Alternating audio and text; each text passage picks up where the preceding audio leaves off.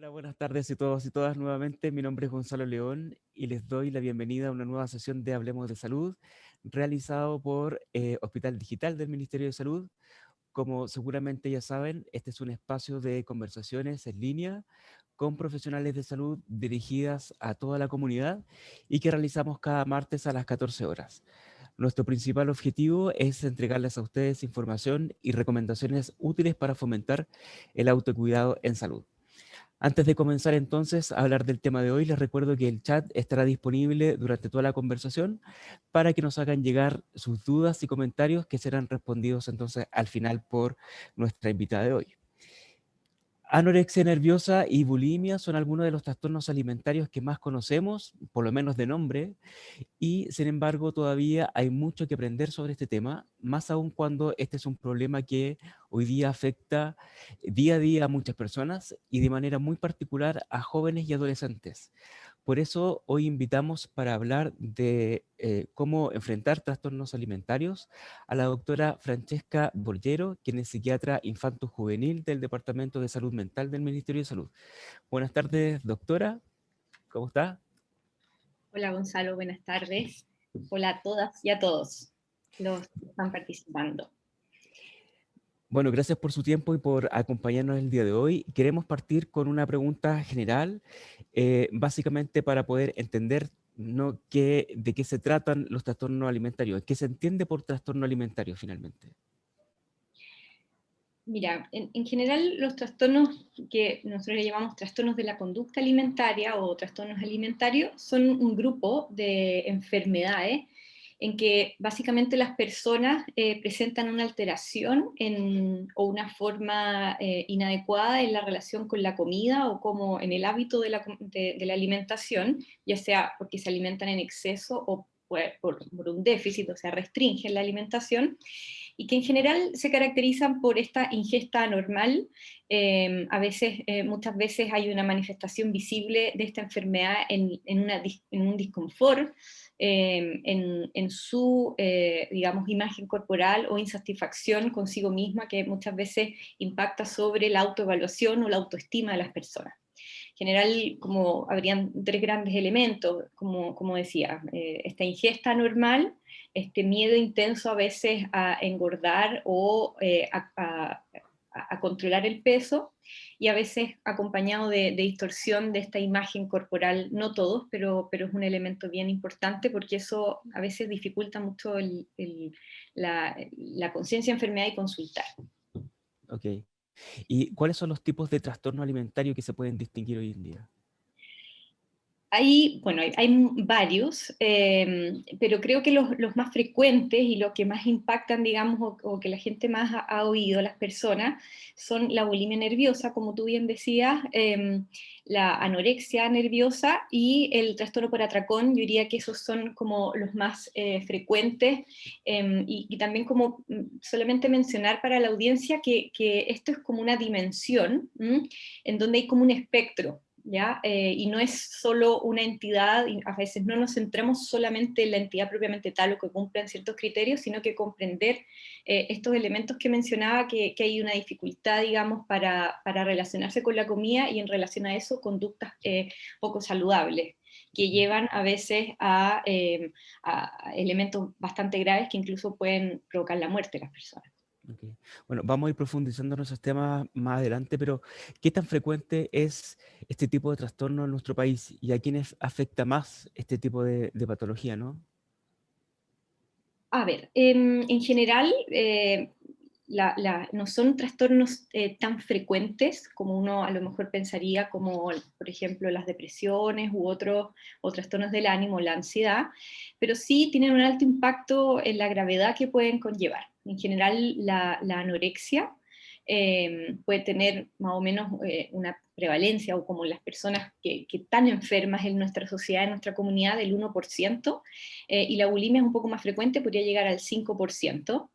Y cuando uno hace esto que yo les mencionaba de este espectro, como que uno abarca todos los trastornos de la conducta alimentaria, incluso podrían llegar a tener una magnitud del 10%, o sea, una de cada 10 personas tener esta condición, que en el fondo a veces, muchas veces, que es importante como destacar a la audiencia de que no siempre uno cumple completamente todos los criterios, pero sin embargo son elementos de riesgo que se van agravando en el tiempo, y eso hace importante poder consultar de manera precoz. Ok. Ahora, como para ir entendiendo más el fenómeno, ¿cómo es que nacen estos trastornos? ¿Por qué una persona puede llegar a tener una bulimia o una anorexia? ¿Cómo se va desarrollando? Ujú. No sé si te parece que cuente un poco brevemente de qué se trata a lo mejor la anorexia, la Súper, bulimia, sí, ¿sí? Para poder ahí a lo mejor también entender un poco las causas que vale. pueden originar. La anorexia básicamente se caracteriza, o la anorexia nerviosa, porque la anorexia sola, el término es, digamos, sin apetito, sin hambre. Se caracteriza básicamente por una restricción en la alimentación. Las personas empiezan a comer menos, y porque hay un miedo intenso a engordar. Y eso se acompaña muchas veces de una distorsión de la imagen corporal, que muchas veces las personas, incluso estando con desnutrición, se perciben aún abultadas o gordas.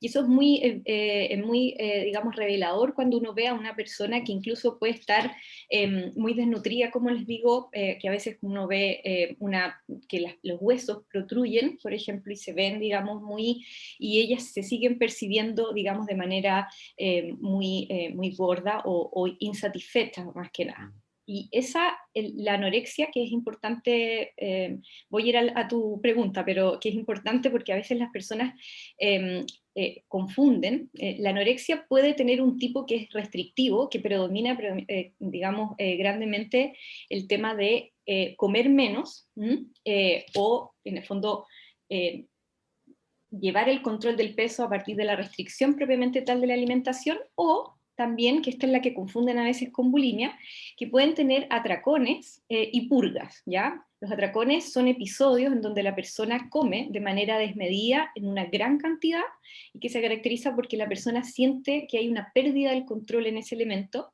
y en esa situación entonces se produce la culpa, y en relación a eso se produce la purga, que es una conducta como compensatoria, que puede ser los vómitos, uso de algunos fármacos o ejercicio intenso.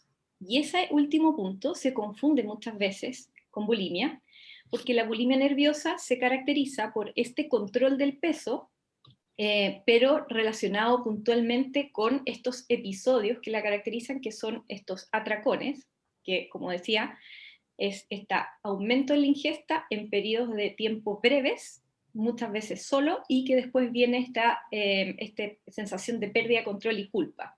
Y en relación a eso viene la compensación, que en el fondo va dando la gravedad también de este asunto, que en el fondo, y muchas veces, a diferencia de la anorexia, la bulimia puede tener un peso normal e incluso un sobrepeso o obesidad.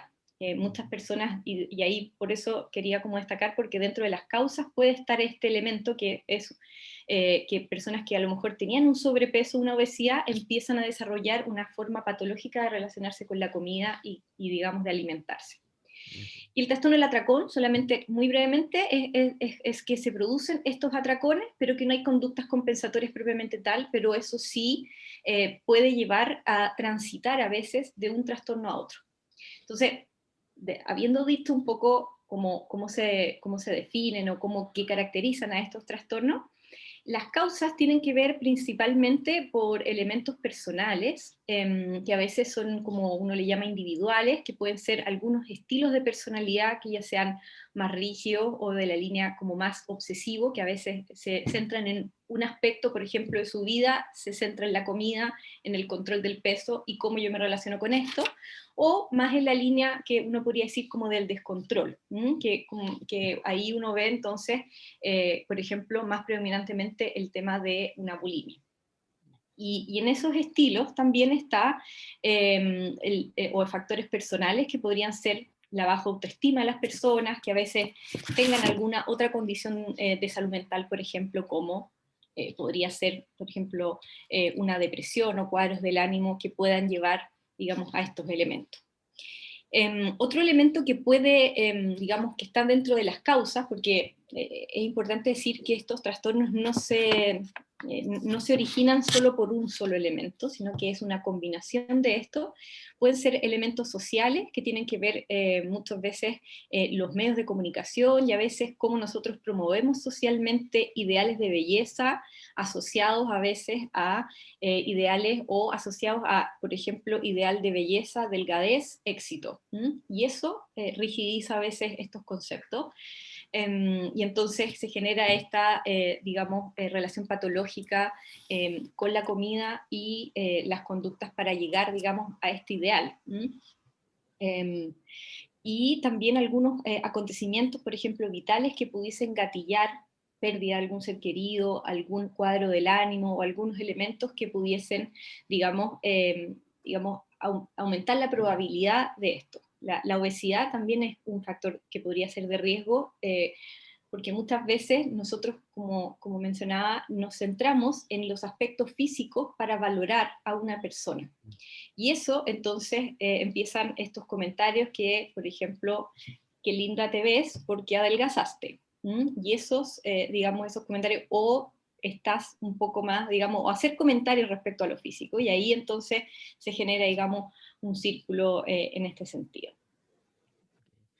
Y en el caso de los jóvenes y adolescentes, ¿se da con alguna particularidad? ¿Por qué es importante, en el fondo, como prevenir en este segmento de la población este tipo de trastornos? A lo mejor es más común, es más severo. ¿Qué pasa con la adolescencia ahí?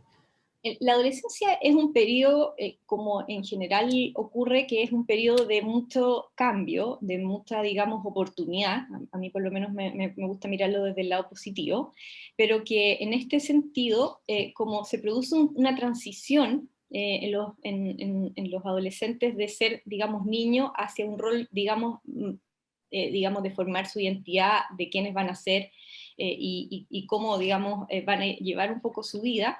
En ese sentido, se produce muchas veces, la importancia es que estos trastornos debutan muchas veces, la sintomatología y se inicia en esta edad.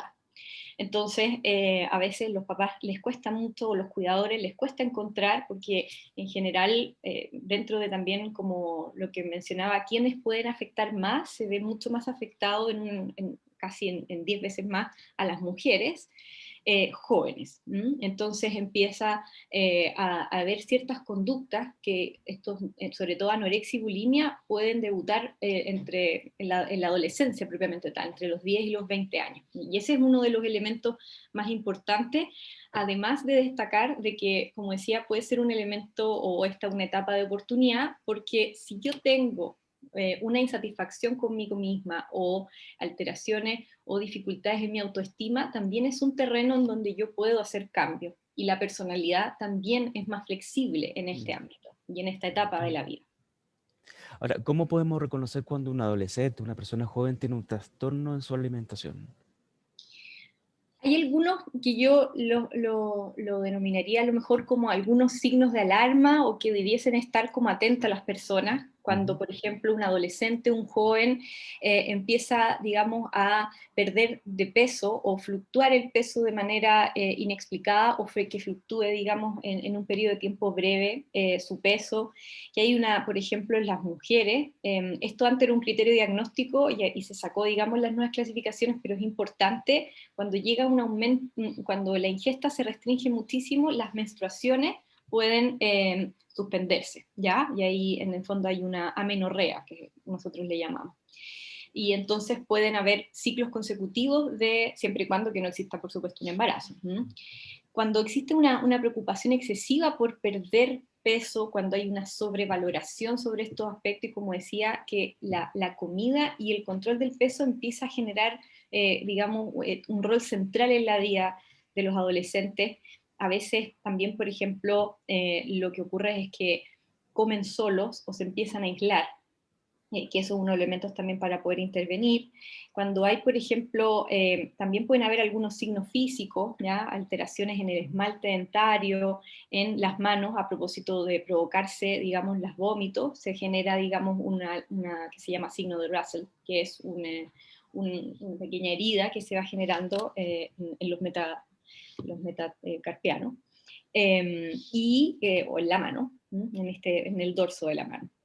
Y hay algunos rituales también, por ejemplo, que coman, digamos, como les decía, solos, en un periodo de tiempo breve, mucha cantidad. Hay veces que, por ejemplo, en el lado de la bulimia, los papás encuentran que han comido, por ejemplo, comida chatarra y lo esconden en su, por ejemplo, closet, o, por ejemplo, al restringir, que comen muy lento, dividen la comida, y ahí empieza uno a tener ciertos, digamos, como sospechas sobre estas conductas que son para compensar o para llevar este control del peso.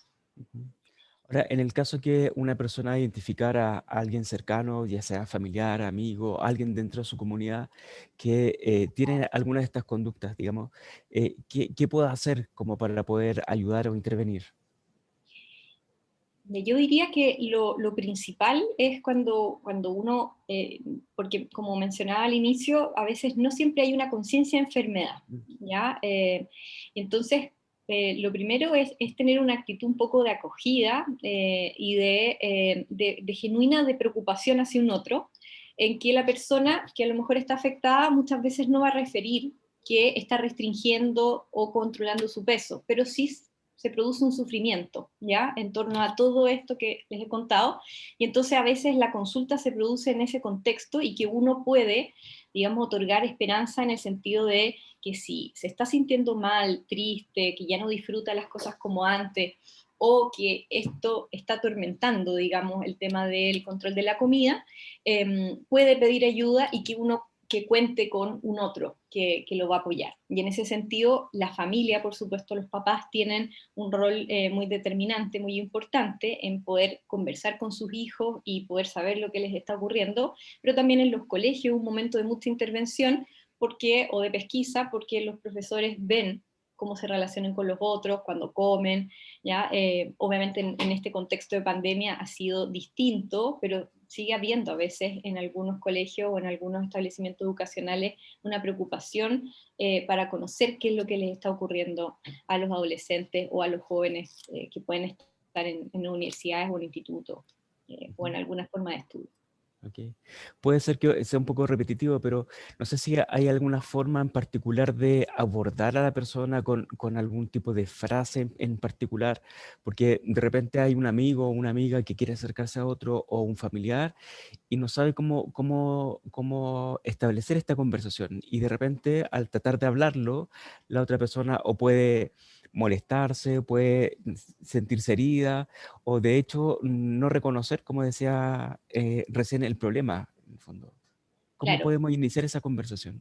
yo creo que una buena forma de iniciarlo es comentar a veces como en que uno dice como en reflejar una actitud, en decir, mira, te he visto que te estás aislando o que a lo mejor te he visto distinto y quiero saber qué te está pasando, como sugerencia, así como en amplio. ¿M? Mm. Como sugerencia, por ejemplo, a veces el partir, como decía que puede ser también una causa, el partir diciendo, te veo que estás muy flaca o te veo que estás con aumento de peso, creo que ahí como podría ser una mala forma de, así si uno dijera no, pero en un sentido amplio de poder generar un ambiente de confianza y que sobre todo, porque eso es lo que les ocurre mucho a los chicos o a los adolescentes, que cuando estén hablando acerca de lo que les está preocupando, sentirse que no están siendo juzgados y que pueden Mm. hablar libremente, porque obviamente cuando uno escucha, por ejemplo, uno ve a una paciente que a veces es una usuaria que tiene un cuadro de anorexia y ve el nivel de desnutrición y que se sigue percibiendo a lo mejor con un peso que no es adecuado, que encuentra que es aumentado, a veces uno piensa y dice, bueno, esto no va, digamos, con un poco, o podría juzgarlo. ¿M? Y ahí el confrontar a lo mejor no es la línea, digamos, para poder realmente ayudar. Ok. Ahora, ¿cuáles son las opciones como de tratamiento para abordar este tipo de patología? En general, hay que, digamos, siempre valorar la gravedad de estos trastornos. Como decía, pueden tener complicaciones que incluso pueden llevar como a un riesgo de muerte por las complicaciones de la restricción, ya sea de alimento, o porque las conductas compensatorias hacen que, por ejemplo, se produzcan algunos desequilibrios en algunas sustancias de nuestro cuerpo que, por ejemplo, alteren la función cardíaca y entonces el corazón pueda latir más lento, que eso se llama bradicardia, e incluso generar algunas arritmias. Ese es como uno de los grandes temores que uno tiene y que debe siempre evaluar en la primera consulta. Entonces, uno de los pilares es evaluar la gravedad y el estado, digamos, de nutrición de las personas. Y en ese contexto el tratamiento es de varios profesionales, o que uno llama como multiprofesional, en el sentido de que se valora algunos elementos, por ejemplo, con exámenes de laboratorio o de nutrición, y en general el pilar del tratamiento es una intervención psicoterapéutica, que a veces tiene elementos que uno trabaja con los pacientes o los usuarios, pero también en este ambiente familiar, que a veces puede ayudar a generar los cambios que uno requiere para la mejoría. Y en ocasiones, de acuerdo a la severidad y el tipo de trastorno que se involucre, a veces también se usan algunos fármacos, y ahí también hay una evaluación psiquiátrica de por medio. No solamente para digamos, lo farmacológico, sino que en general siempre estos tres pilares debiese, digamos, haber, y que estos profesionales estén en un equipo que converse. Eso es muy importante, en una coordinación. Ahora, los últimos años han surgido, probablemente en la última década incluso, tratamientos alternativos a la psicoterapia, y que abordan también temas como la anorexia, la bulimia. Estoy hablando de hipnosis, por ejemplo, PNL. ¿Qué tan efectivos son ese tipo de... Perdón, se cortó un poco. Ah, Me ya. quedé en programación neurolingüística y Sí. Eh, como ejemplo, hipnosis, programación neurolingüística, y la pregunta básicamente es, ¿qué tan efectivos son este tipo de tratamientos? a ver, yo creo que como sugerencia siempre es una evaluación por un personal de salud, ¿ya? Ujú. Que esté capacitado y que pueda evaluar, como digo, el tema de, sobre todo, esta severidad inicial, ¿ya? Que a veces uno ve cuadros muy graves que incluso deben tratarse rápidamente de manera hospitalizada, ¿ya? Entonces, en ese sentido, conozco algunos elementos, de a lo mejor que pueden ser de programación neurolingüística, pero lo que tiene más evidencia son algunos tipos de terapia, como decía, que son de multiprofesional, con un abordaje familiar, que tienen que ver en la línea psicoterapéutica, más que necesariamente en alguno de estos elementos que tú mencionas. Dada, digamos, los estudios que hay y lo que avala, eh, siendo importante un tratamiento también precoz para que esto no se agrave y no sea más complejo su abordaje. Eso también es un mensaje como bien importante. Perfecto. Ahora, como para ir terminando esta primera fase de preguntas y antes de pasar a las preguntas del chat, que han llegado varias por ahí, quería consultarle cuál ha sido el impacto en general de la pandemia en la manifestación de este tipo de trastornos, y si hay alguna recomendación que podamos dar a la gente, sobre todo en esta época un poco compleja desde el punto de vista sanitario. Claro. A ver, bueno, como en muchos ámbitos, esta pandemia ha sido compleja porque nos ha afectado, digamos, en diversos elementos, ya sea en la pérdida a lo mejor de un ser querido, de personas que a lo mejor a uno mismo, pérdida de los trabajos, pero también lo que ha hecho es que hemos cambiado también nuestro estilo de vida. Y uno de los elementos, aparte de este estresor ambiental que está, digamos, de manera permanente, no es como un terremoto que hubo y después pasa y uno empieza a recuperarse, esto estamos constantemente con este estresor, y que eso genera cambios en las rutinas de las personas, el hecho, por ejemplo, de estar más en la casa, que hay un ambiente de mucha incertidumbre, seguridad, y a veces las personas compensan, por ejemplo, un poco esa angustia con comer más o cambiar sus hábitos, dado que estamos a lo mejor en el teletrabajo rápido, los niños comen algo rápido o empiezan, por ejemplo, a premiar a los chicos con la comida, o por ejemplo realizar algunas actividades que pueden serlo, pero bien supervisadas o bien, digamos, acotadas, en cuando uno se pone a cocinar, por ejemplo, y empieza a jugar un rol demasiado relevante y demasiado preponderante en nuestra vida el tema de la comida.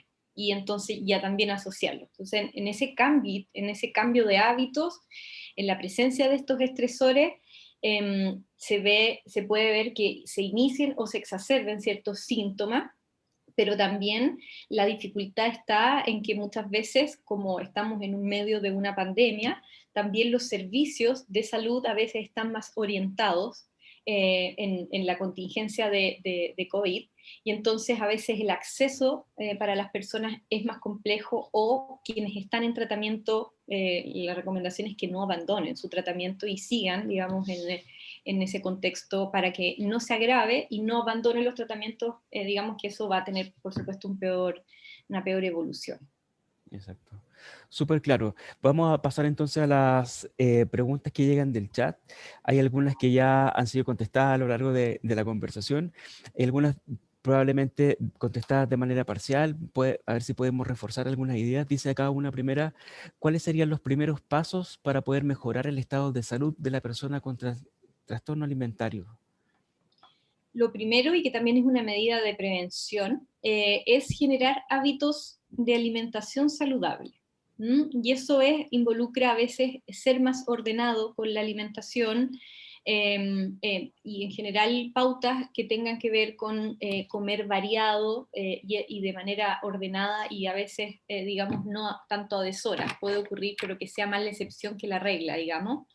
Comer en familia, por ejemplo, que uno así percibe, digamos, qué le está ocurriendo al otro, digamos, cuando está más aislado, uno pesquisa también la forma de alimentarse en familia, uno también ahí tiene una forma de intervenir. Un elemento que también podría ser, digamos, un factor que podría contribuir es a veces familias que son muy hipercríticas, que también a veces eso como puede aumentar un poco la probabilidad de la aparición de estos trastornos.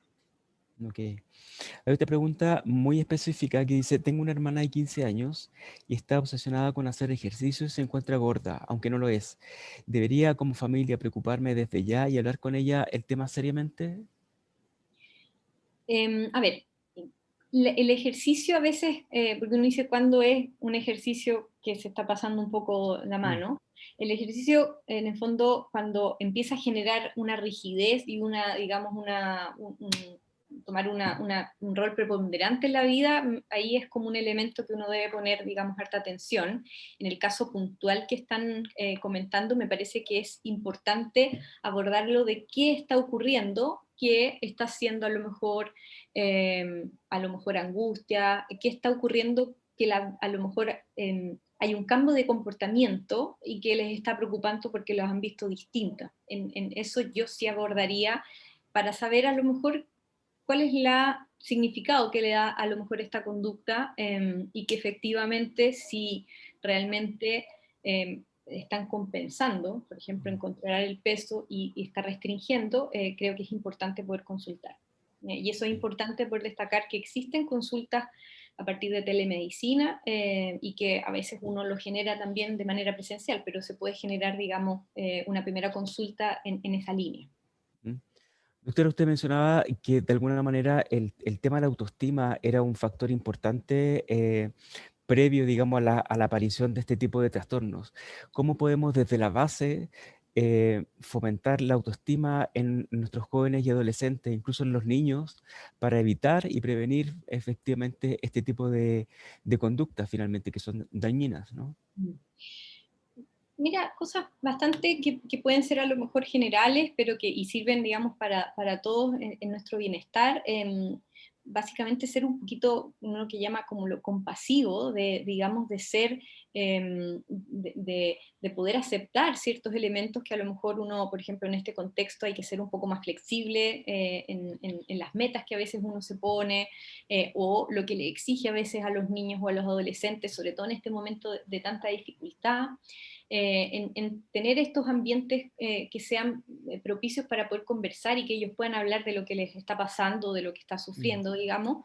Y también de alguna manera, y en ese contexto y en esa misma línea, promover a veces valores que no tengan que ver como con una sobrevaloración sobre lo que es físico y el cuerpo, como asociado a que si tú eres delgado vas a ser exitoso y bonito o bonita. Eso es como uno de los elementos que uno de a poco le va centrando, digamos, sobre todo los más chiquititos, y que uno empieza a ver en las niñitas que uno no debiese ver tanta diferencia, pero empieza, o por ejemplo, algunas veces cuando uno premia a los chicos con comida, y ahí entonces empieza a jugar un rol muy importante, la comida en la vida de los niños, y así se generan hábitos posteriores que son menos saludables. Ujú. Hay, digamos, una mala costumbre que tenemos como sociedad, no solamente en Chile, sino que en el mundo y hace mucho tiempo, que es lo que hoy día se ha llamado como el body shaming, en el fondo avergonzar al otro por su cuerpo. Y eso puede ser de manera muy inconsciente, como decirle al otro, oye, que estás flaco, que estás flaca, y hacer comentarios en relación al cuerpo, cosas que se pueden controlar y otras no. ¿Cuál sería desde ese punto de vista el rol que nos cabe a todos en el fondo al hacer este tipo de conducta o de costumbres que están arraigadas, ¿no? Y que finalmente puedan ser muy dañinas, sobre todo en este contexto de trastornos alimentarios? Sí, eso, lo que tú comentas es extremadamente importante porque puede ser incluso un factor, digamos, desencadenante, esto que veía como de un factor individual, que sufra a lo mejor alguien una burla o que lo avergüence, digamos, en ese contexto, y porque a veces nosotros nos sentimos, digamos, socialmente con la propiedad de poder hablar o comentarle a alguien sobre un aspecto físico que a lo mejor no debiese, digamos, ni siquiera comentarlo. Y en ese contexto, digamos, estar como bien atentos en aspectos que pudiesen, digamos, por ejemplo, nuestros hijos o adolescentes, por ejemplo, que usan redes sociales, no solo en que estén siendo a lo mejor víctima, por ejemplo, de alguna situación de acoso o de hostigamiento en ese contexto, sino también a veces nuestros hijos o nuestras hijas o adolescentes pueden ser quienes digamos, están haciendo este tipo de conductas, y que la adolescencia es un terreno en donde uno debe siempre acompañar, entonces, y es un momento para educar. Por lo tanto, si yo veo a mi hijo o mi hija haciendo un hostigamiento o una burla, es un momento propicio para poder conversar con los chicos acerca de, digamos, y generar un poquito de empatía, porque uno está, digamos, también contribuyendo a ese rol social de no solo de estos trastornos, sino que también de otros elementos que pueden contribuir a los chicos a hacerse daño. Ujú. Acá hay un comentario que llega y dice, hoy en día se involucran diversos factores a la instancia de la alimentación, incorporando un recurso tecnológico para que coma tranquilo, para que esté quieto mientras se alimenta, como que hay una alteración en el fondo en el hábito de comer, al parecer, ¿no? Sí, eso es bien relevante y a veces uno lo ve en los más chiquititos. Sé que esto es más de adolescentes y Mm. jóvenes, pero a veces los más chiquititos, que para que coman le ponen la tablet para poder, digamos...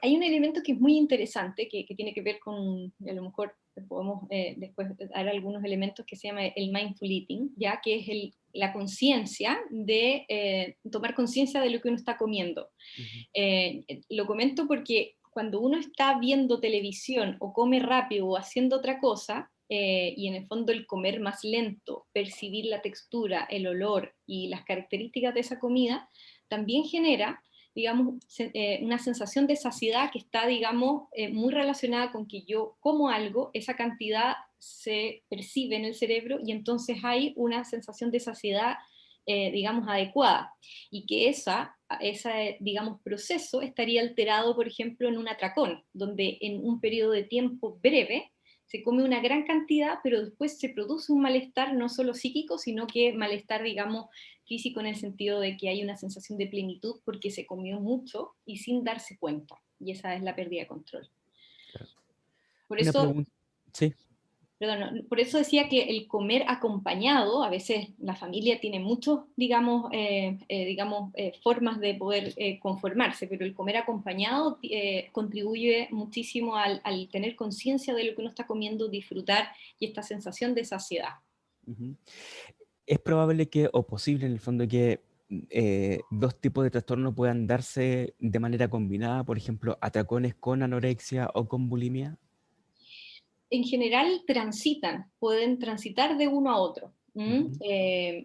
Por ejemplo, que un atracón, un trastorno por atracón, empiece con conductas posteriormente compensatorias y entonces pasa a la línea más de la bulimia. O algunos ticas, digo porque a veces es más frecuente en mujeres, por eso digo tica, que tiene que ver con que a veces hay un descontrol y empieza a variar, digamos, la ingesta y entonces pasa a la bulimia. Ujú. Es difícil la coexistencia, no voy a ponerme un poco rígida ni tan en criterios diagnósticos, pero en general los criterios diagnósticos es que debiesen excluirse los otros. Y como mencioné, tienen características bastante, tanto en los rasgos de personalidad como las características de presentación clínica, que uno podría decir que es difícil que coexistan propiamente tal. Es muy probable que si yo veo vómitos y una baja de peso importante, piense en una anorexia con pulgas, por ejemplo. Ujú. Ya. Y una última pregunta, precisamente usted comentaba, en mujeres se da básicamente 10 veces más que en hombres, pero también se da en hombres, a lo mejor de una manera muy minoritaria. ¿Hay algún patrón que sea distinto en hombres que en comparación con mujeres? Sí, a ver, bueno, uno siempre debe estar como pendiente porque lo que no se, digamos, no se sabe, no se pesquisa y no se ve. Los hombres sí pueden estar, digamos, y cada vez en nuestras sociedades donde hay una valoración del cuerpo, los hombres también son más afectados en este sentido.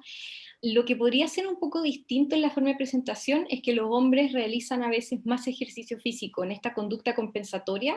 Las mujeres uno podría decir que los vómitos o el uso de algunos fármacos podría ser como una purga, digamos, o una conducta compensatoria más habitual y los hombres más el ejercicio físico. Ok.